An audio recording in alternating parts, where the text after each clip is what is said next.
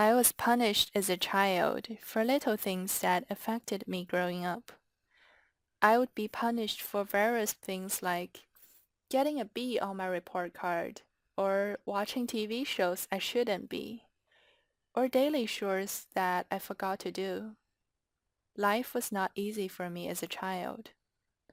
I started to lose confidence in school, fearing that if I get lower than a B, what will my parents, or more so, my dad say or do? Things like that were always on my mind. My mom wasn't as strict as my father was. My mom would only act like that in front of my father and support him out of fear. But when he wasn't around, she would try to help me. Her help was the only light I could see. I soon started to become an introvert and didn't want to associate with the other kids at school. The few friends that I could count on my hand would try to make the effort of inviting me to their birthday parties or sleepovers, but I politely denied their requests out of fear of my dad. I knew that as much as my mom would want to send me, my dad would never let me go. Because of the strenuous relationship that I had with my father, it was hard to develop loving relationships in the future out of fear. I was always afraid of disapproval from my teachers and eventually coworkers and boss. One relationship affected my entire life. I was never able to be loved or give love to others. I remember getting a B on my science test, which didn't lower my A grade in the science class, but that was more than enough for my father to be on my case. His screaming rants went on for 3 hours and another 2 hours the next morning.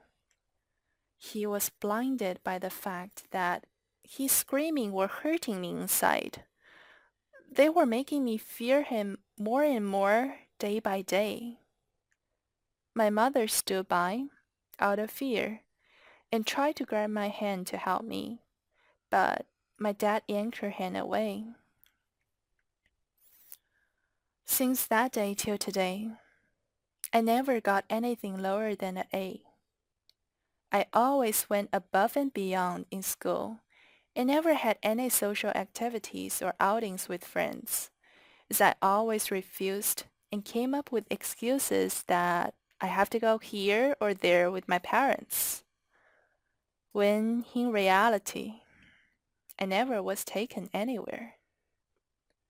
I was always at home in my room, studying or reading books. Books were my portal to the outside world. While other kids had cell phones or hanging out at the coffee shops or malls, I was at home with my books or my mom.